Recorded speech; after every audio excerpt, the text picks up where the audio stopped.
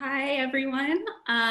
Good evening, good afternoon, welcome. Thank you for joining us from wherever you might be joining us from. My name is Rachel Kaplan, and I am the Assistant Curator of Latin American Art at LACMA, and the curator of the exhibition, Rufino Tamayo, Innovation and Experimentation. I am thrilled to be joined today by Shaya Remba, Director of Mixografía, a printmaking workshop and gallery here in Los Angeles. And in the 1970s and 1980s, Shaya and his parents, Leah and Luis Remba, the founders of Mixografía, worked closely with the Mexican artist Rufino Tamayo, a collaboration that led to the development of a new three-dimensional printmaking technique known as Mixografía, which we'll learn more about today. This event was originally planned as a live and in-person conversation. So I would like to thank our amazing education team at LACMA for helping us transition to Zoom, including Chela Montoya and Saren Semsem, as well as Connor Coughlin in our audiovisual department, and my colleagues in the Latin American Art Department at LACMA, Ilona Katsu and Megan Knox. At Mixografía, I'd like to thank Adam Remba and Milo Smolin for their help in coordinating this event. And a very special thanks to Shaya, Luis, and Leah Remba for sharing their expertise and all their knowledge with me throughout the education research process. And Shaya, a very special thank you and welcome for being with us here today. Would you like to say hi? Well, of course, I also want to thank you for all your effort and the amazing show that at least we had an opportunity to see for a few weeks at the Charles White Elementary School. Was a very inspiring event, and you know, the artists produce the art in order to be seen, and in LA there hadn't been an opportunity to see Tamayo's work in a long time, so you gave that to the public. So I want to thank you for that, and also to the staff from LACMA for organizing all this. I am very, very honored to participate today and share some stories with everybody.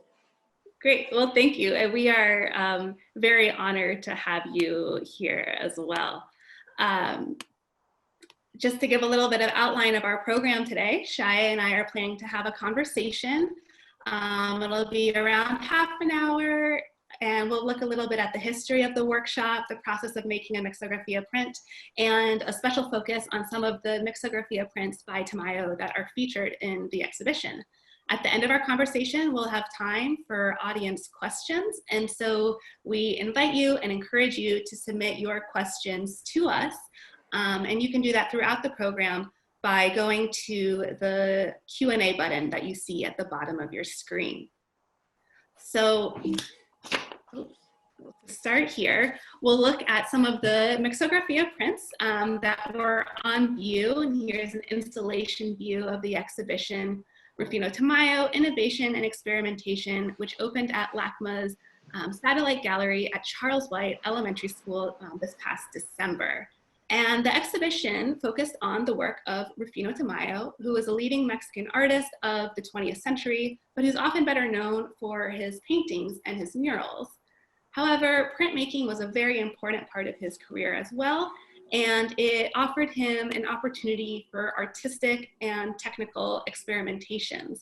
And his collaborations with Mixografía are a very important part of this story, and we're excited to highlight them today. Here is the Mixografía workshop, which is located in Los Angeles and where Shaya is joining us from today. And before we get more into looking at the process and understanding of how we make a Mixografía print, Shaya, I was hoping you could give us a little bit more history and background to the workshop. Well, I'm happy to do it. Well, the Mixografía technique is a three-dimensional printing technique. By three-dimensional, we mean it entails the relief and fine surface detail. And the technique was developed in Mexico City. The photograph that you are looking at is Plaza de Santo Domingo. It's like 3 blocks away from El Zócalo, the main plaza in Mexico City, where the cathedral and the government palace is.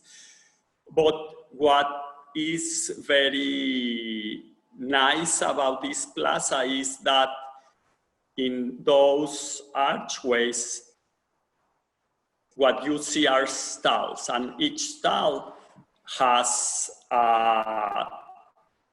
some hand presses that are operated by hand. And inside the buildings are all print shops. So my grandfather used to have a print shop there. Later on, my father joined him in the business. And this is a photograph of my parents. And so through, my parents used to collect archaeological objects. So every weekend we used to go in the little towns surrounding Mexico City, that at that time it wasn't that populated. So all the people that used to work the land, they used to dig out shreds of pottery, even pieces of jade, obsidian arrows. So if you would go to these little towns at that time, nobody cared as much as today about these pieces. So you could buy them. So that was my parents' hobby. And during one of those trips, they met somebody that offered them a painting, and the painting requires some restoration, and this painting was by this American expatriate with the name Pablo Higgins. So my parents bought the painting, found Pablo and asked him to restore it. And he was very happy to see the artwork and restore it for free. But what happened is that Pablo Higgins was one of the founders of Taller de Gráfica Popular, which was a very important print shop. Many American artists went to this print shop to work.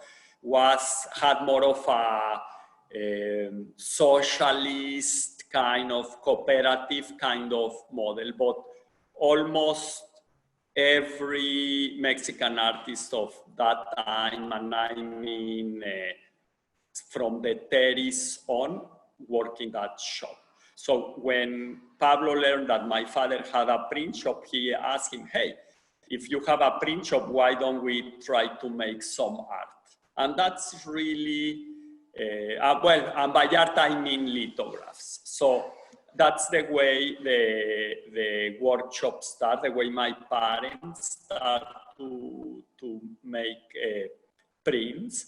And since the Taller de Gráfica Popular had almost disappeared, there were not that many print shops. So many artists were interested to do prints again, especially some of the printers that were still alive from the Taller de Gráfica Popular. And that's when my parents start to make the first, let's say, body of work. And as the workshop grew, my parents wanted to work with Tamayo, which at that time was the most important Mexican artist alive.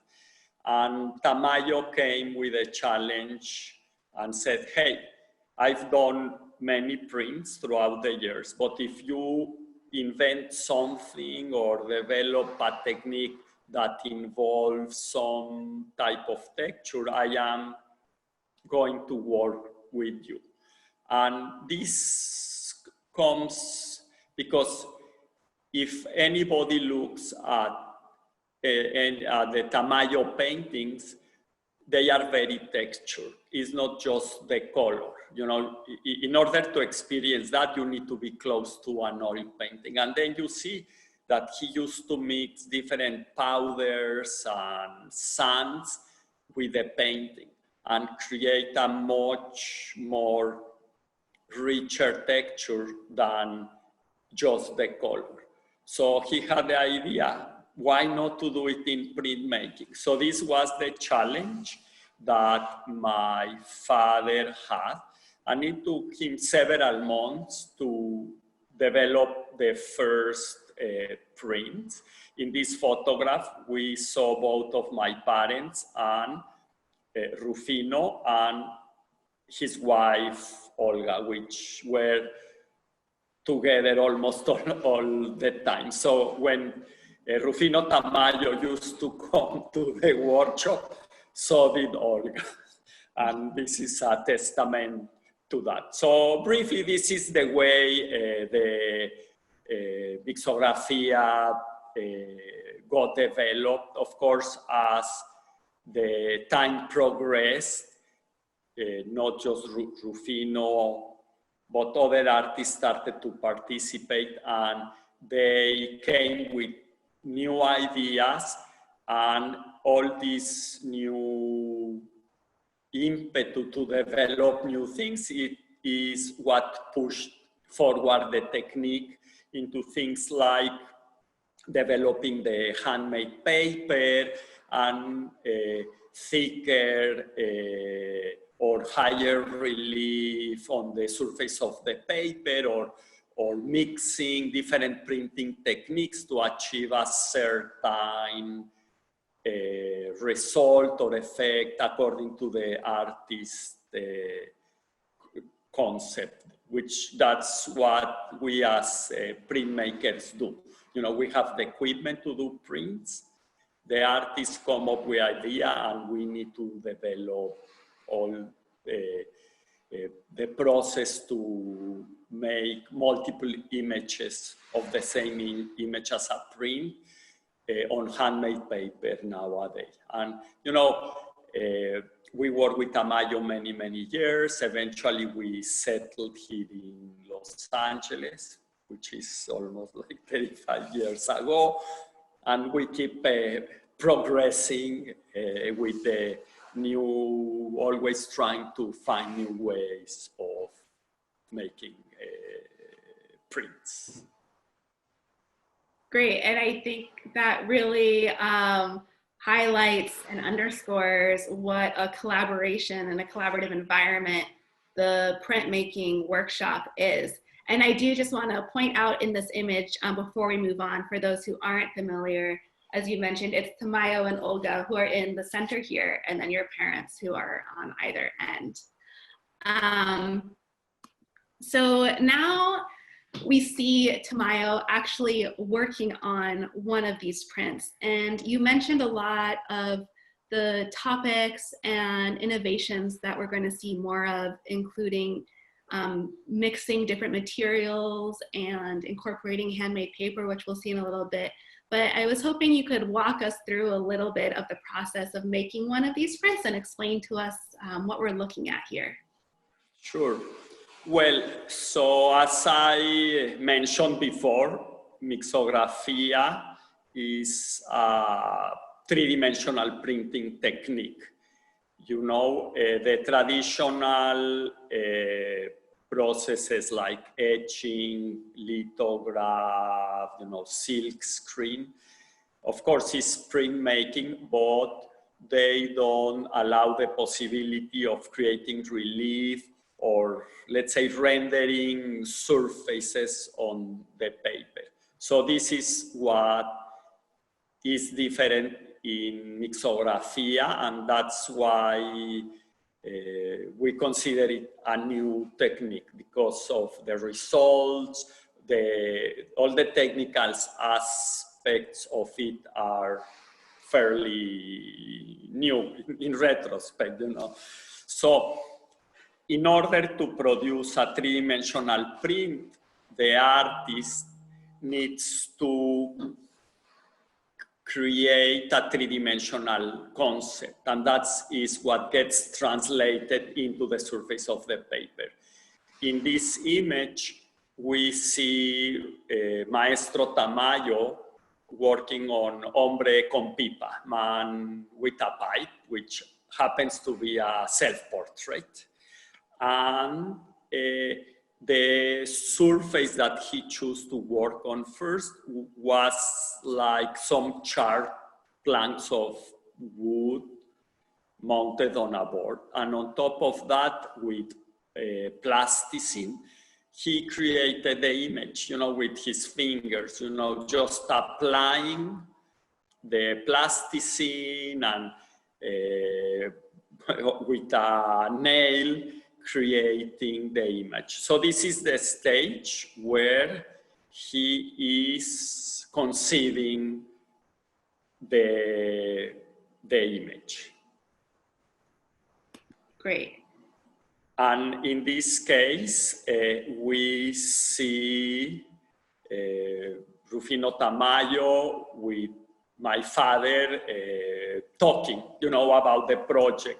And that's a very important aspect because there has to be a good understanding of what the artist wants, because yeah, you can say, oh, it's a piece of wood with a plasticine, but always there is more than that. And as printmakers and in the spirit of the collaboration, we need to really get a feel of what the intentions are, of the intentions of the artist are. So this is the part, you talk color, the surface, what to enhance. So probably this is what's happening here in this slide. So after the model or maquette, as we call them, is ready, it goes to the shop and is where we prepare the printing plate, which is the following slide. And here we see the printing plate. We see the master printer applying the ink. In this case, if you look carefully, this happens to be a metallic printing plate made of copper. And this is where really everything is happening.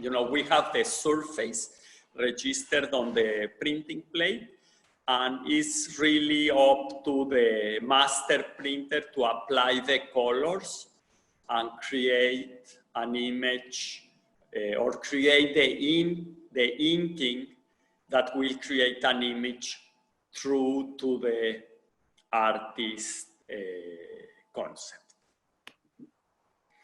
You see, this is another image. The plate is almost ready.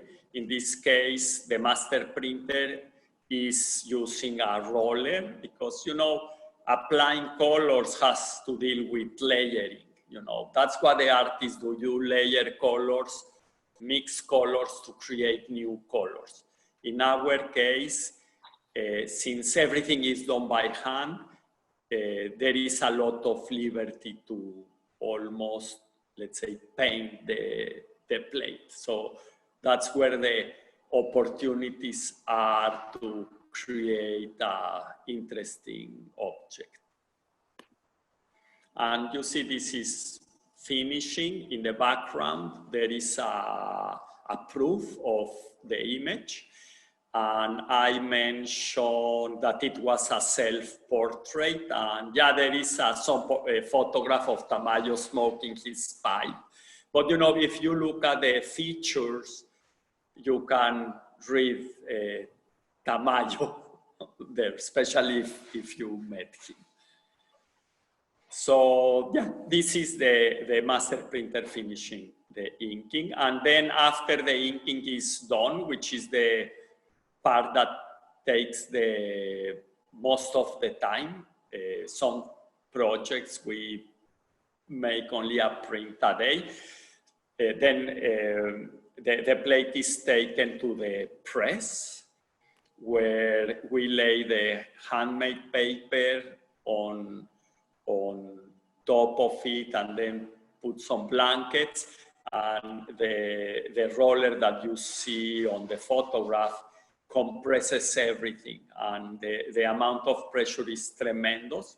But that's because of that pressure, the paper deforms against the printing plate and picks up the color and shape from the printing plate to create the print.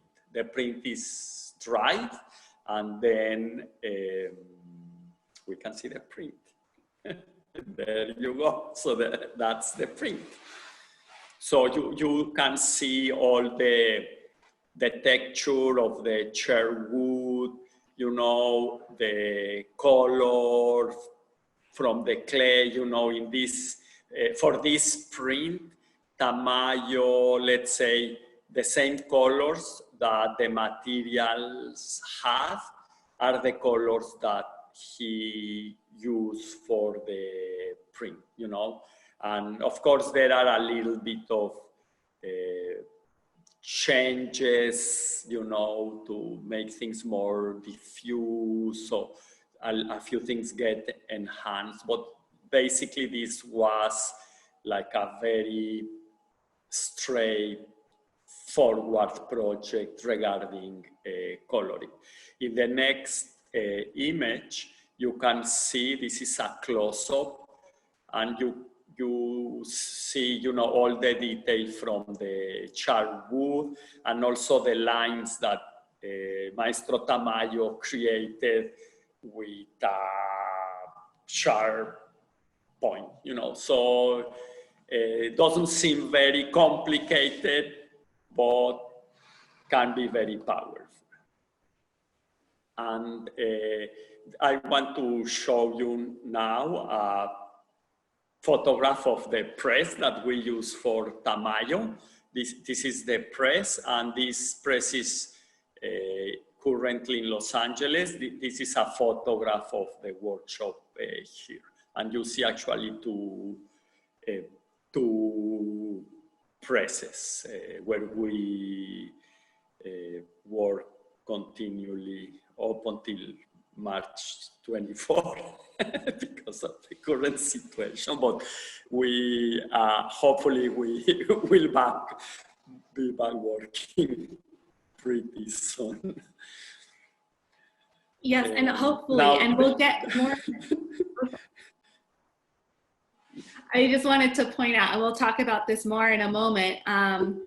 You had to specially create these presses, right, in order to accommodate the large stone that's behind you that we'll talk about more soon?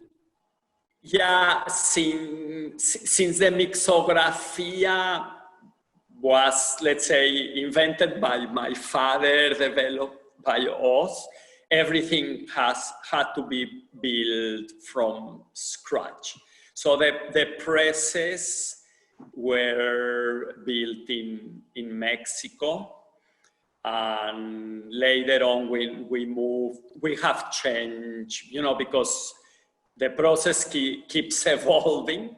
So we have developed new ways to, again, what I said in the beginning, to create thicker prints. We have incorporated with other artists such as, you know, John Baldessari, Ed Rocher, Jonas Wood, Alex Israel. You know, these are the artists with whom we collaborate now, you know, and alias Saban, we have developed new ways to incorporate other materials. So the same goes for the equipment, you know, it has to be retweaked once in a while. And you see, this is, you are looking at then is what we call the wet area, is the way we make the paper now. And you also get to see some of the workstations where the master printers work. But the process is sort of the same. You know, you have a plate, you apply the ink, you know, it's printmaking. You apply pressure, the ink transfer to the paper, the same as the other the traditional printmaking processes. This is the workstation. You see preparing inks. You see all the tubes with all the different colors. We use oil-based inks because, again, that's traditionally what it's being used. And you see all the brushes, rollers, dabbers. We say whatever works, that's the best tool. Yeah, so, you know, how a table, you know, different colors, mixing, a little bit paper cups to keep things in order. So this is more or less, this happens on a daily basis at the shop. Great. And I think in that brief overview, we moved all the way from Tamayo's Mixografias up to the present day. So you really start to get a full picture of all of the activities that go on at the workshop. Now I want to turn to focus a little bit more specifically at some of the Mixografía prints by Tamayo that are included in LACMA's collection and in the exhibition at Charles White Elementary School. So what better place than to start with this one, which is the very first Mixografía print ever created, right? Yes, it is. This became the first Mixografía. And, you know, throughout the development, you know, how to integrate, to create the texture. So, you know, at that time, maybe the polymers, I mean, the plastics weren't so developed, you know, as today. So my father came up with the idea, hey, why can't we use wax? And he prepared a wax slab for Tamayo, and Tamayo could warm it to make it soft, to make it liquid. You know, the wax is a polymer too, in a way. It's a plastic, probably the one of the first ones. So it worked well for Tamayo. He used to warm it and apply it with his fingers to the surface, and it created the texture of the background. And then also melting and, you know, creating like little stripes and applied warm, he created the image of the human figure. And then again, with a sharp point, went over the image. And that's what the way he created the monologue. And, you know, so became very simple. And this print and the prints from this series were done on arch paper, on fine art commercial paper. Of course, also Tamayo, everything was an experiment for him conceptually and for the workshop on how to process and create the image. And probably he was not very aggressive with the texture because, you know, we also, nobody was used to see maybe very three-dimensional prints in a way. So yeah, this is what happened. Right. And so yeah, you mentioned that it's this commercial paper, so a pre-made paper that you could buy anywhere. And as Tamayo, the description you give, it's very physical. He's working with his hands to build up these surfaces. And so that was really tough on the paper, right? And so that's part of my understanding is what led into the introduction of working with handmade papers within a few years. And you can start to see that in one of these early prints with handmade paper. You have your signature deckled edges, which are kind of the telltale sign of that. And what I think you really see in this one as well is the carving that Tamayo is doing into these plates that you mentioned. Well, yeah, Tamayo, I think, had a two-pronged strategy, let's call it. He used the material that he has. Let's say in this case was like a plaster surface that was naturally textured. And then the intervention was again with a sharp point to create the image.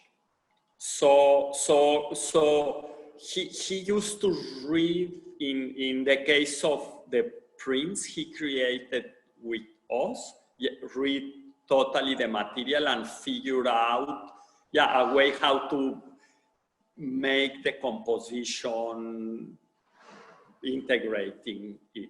And as he, let's say, wanted to do thicker textures, then, the commercial paper couldn't take the stress. So that's why the development of the handmade paper. But that allowed him, using cases like this, to use materials. You had like a hemp net in the back, and probably the figure also was done with plasticine. So he's taking advantage of the background and also the textures that he could create with the plasticine and drawing, but drawing not with a pencil, but drawing, creating texture. Yeah. And yeah, absolutely. You really start to see the texture and the mix of materials that you mentioned here. I'm going to move us on past this one, although I want to highlight that it's one of the latest works in the show. Tamayo was very busy throughout his life, busy creating artworks, but I want to make sure that we have a chance to talk about this one and also related to where you are sitting right now. As you mentioned, Tamayo was always giving you challenges, finding first ways to incorporate texture into the works, but then he wanted to go bigger and he wanted to create a print that could be the size of a mural. So here we see a very large work. This is the finished product. It's over 5 feet tall by 8 feet long. And one of the advantages of doing this program virtually is that we can see the lithographic stone that was used to create it behind you. And I was wondering if you could walk us through a little bit of the creation of this print, which is so monumental and really impressive. Well, Tamayo wanted to do, since he, besides a painter, he also was a muralist. So with this idea of, hey, if now print with texture, so okay, why don't we do a print like a mural, So that was what propelled the project, but technically became very complicated. We had to source a stone from Mexico and develop the chemistry to be able to work with it, because the traditional Bavarian stones didn't, it was impossible to source such a large stone. So after sourcing the stone, and Tamayo saw that's possible, so then he came to the shop and here is working. You can see it's the same, the stone is behind me. So we wanted to keep it as part of our archive because it's such a monumental piece. Here we see Tamayo working, he drew everything by hand using the traditional litho crayon. And for him, he was late into his 80s. So it was a big challenge and took several months just to draw the stone. But he was a very hard worker, and he considered himself that. So he was up to the challenge. And this is the finished stone, you know, the drawing on the stone. And here we see the master printers printing. And if you know lithography, you know to keep the surface wet and ink evenly. The whole surface is quite a big challenge, but you know it happened, and this is a testament of how it was done. And this print, and as some others we did, involve an image that was done in lithography, and then on top of it, the texture done in Mixografía. So in this case, this image is when they are applying the pressure to the lithostone.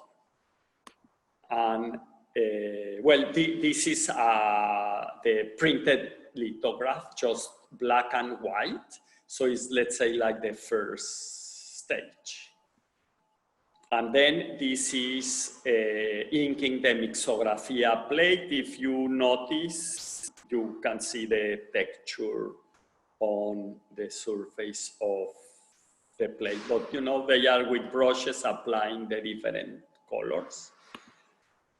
And then this is the machine that we used to use in Mexico to fabricate the handmade paper. This is actually to prepare the pulp.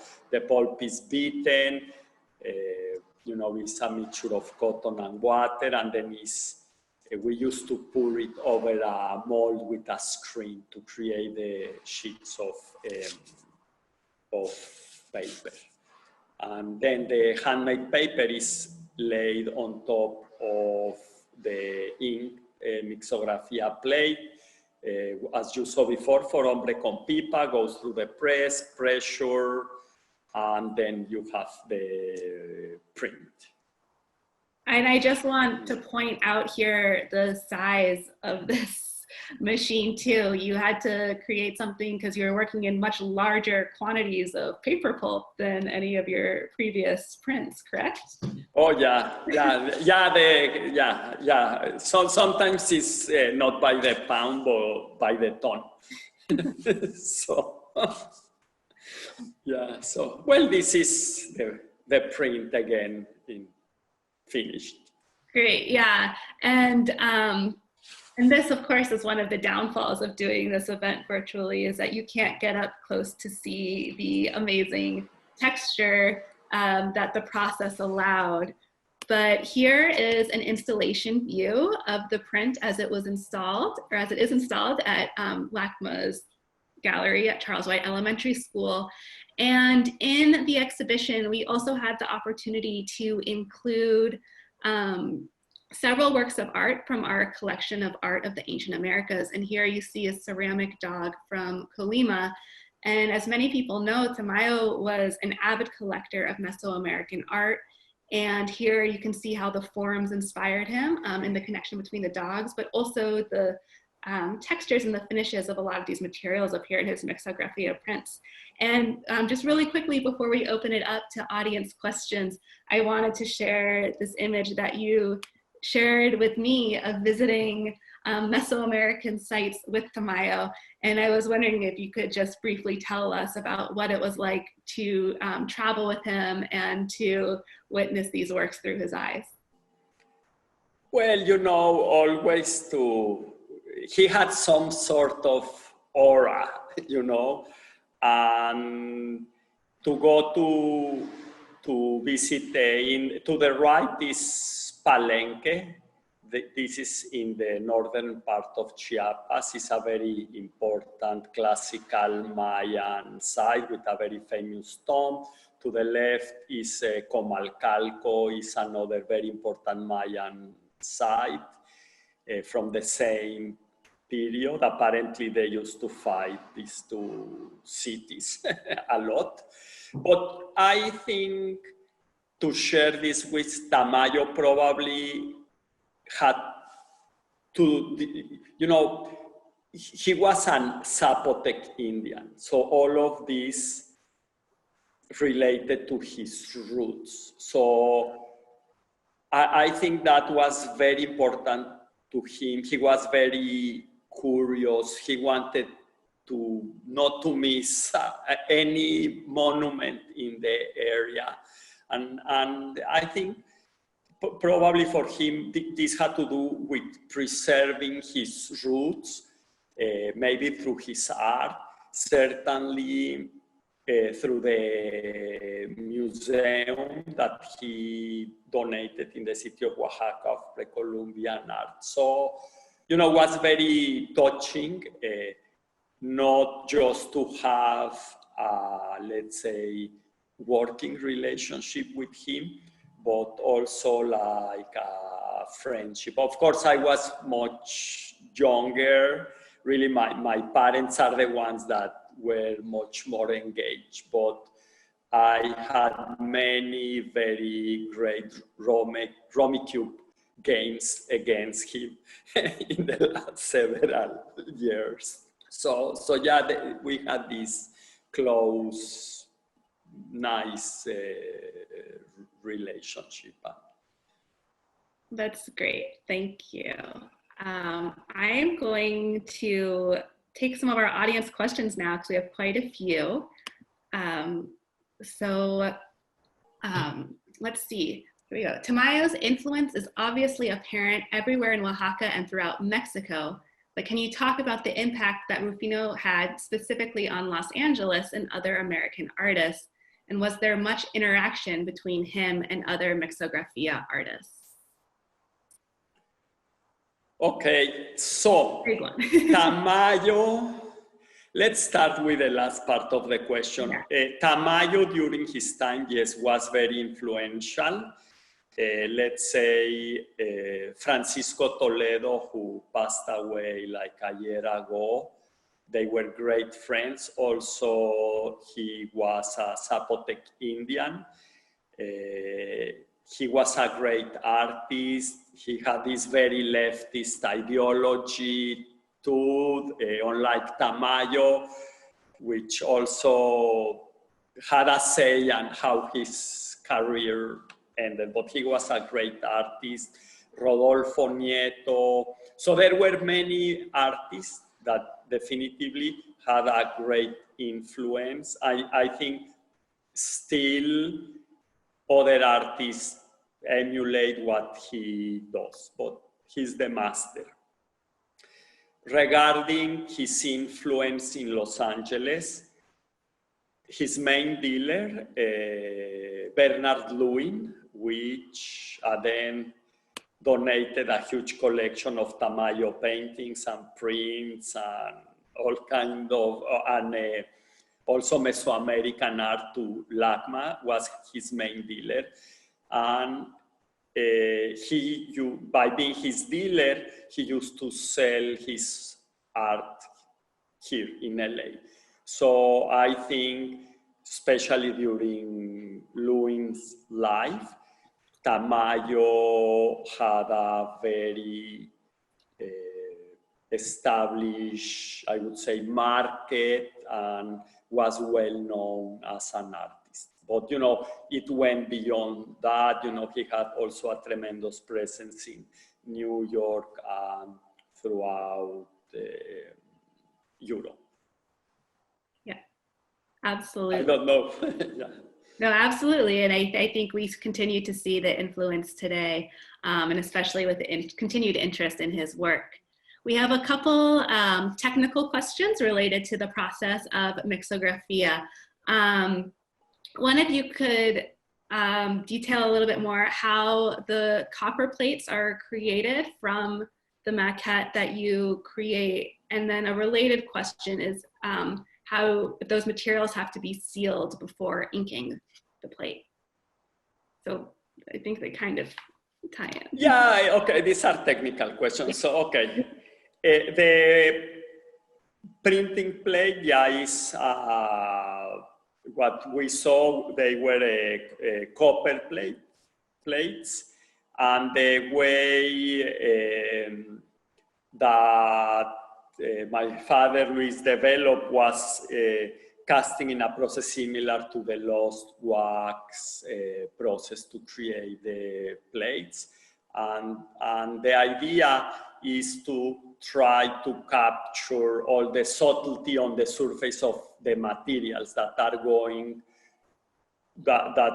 used, and later on you need to transfer that surface to the paper.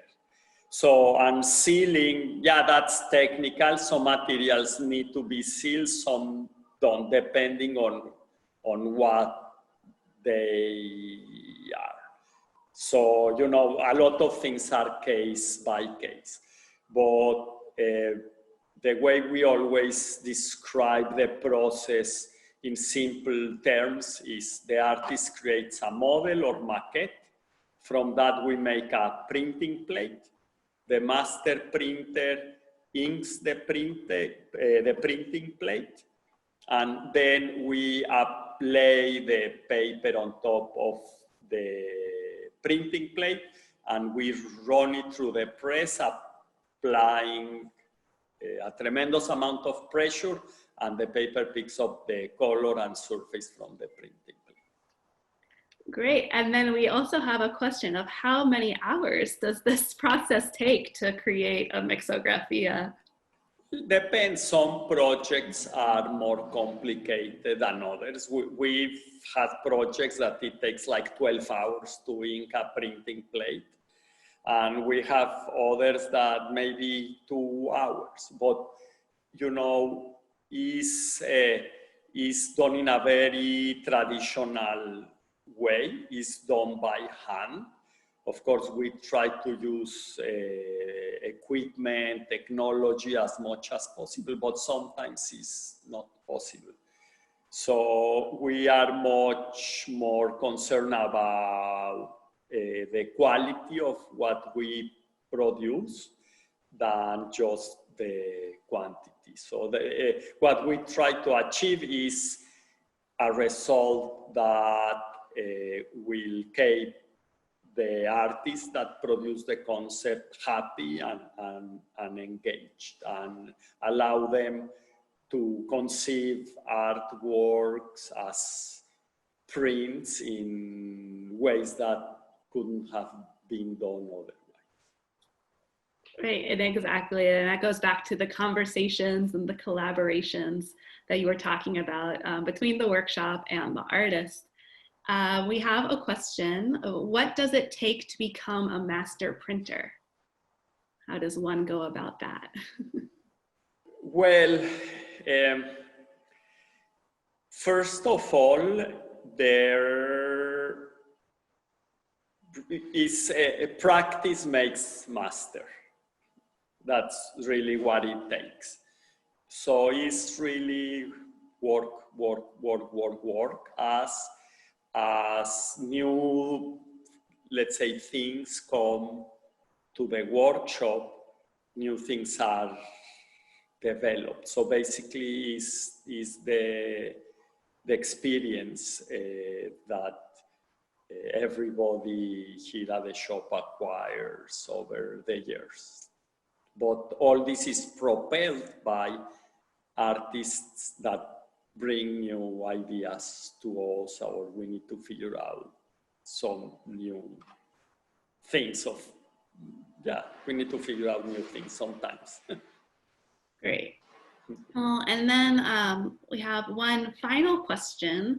What are some of the future projects or exhibitions that we can look forward to from Mixografía, either in person at the workshop or virtually as we are home?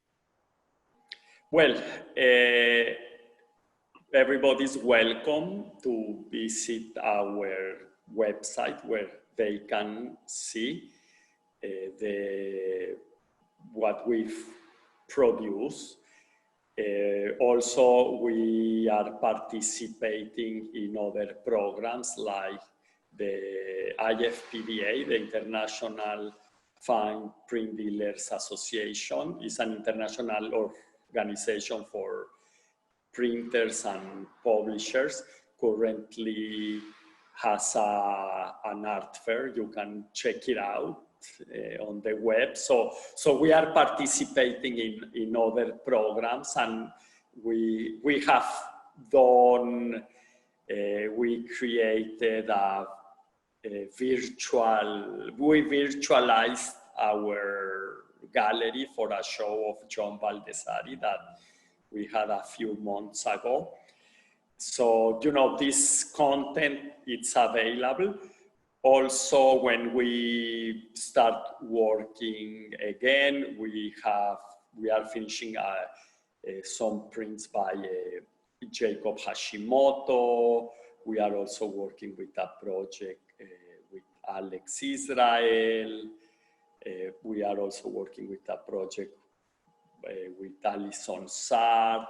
So, but you know, a lot of things. We had many other plans, but unfortunately, everything came at a standstill. Of course. So hopefully we have news for all of you soon. Well, it sounds like we have a lot to look forward to, and it's great to hear about how this legacy of what started as a challenge and a collaboration back in 1974 with Tamayo continues today.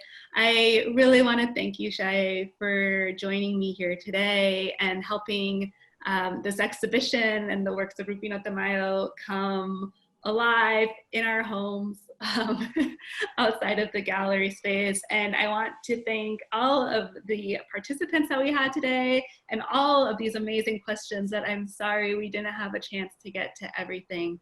But thank you everyone very much. I hope you all enjoy your evenings and take care. Thank you, Shai. Thank you, Rachel. It was a pleasure to Thank you as well. collaborate in this event with you.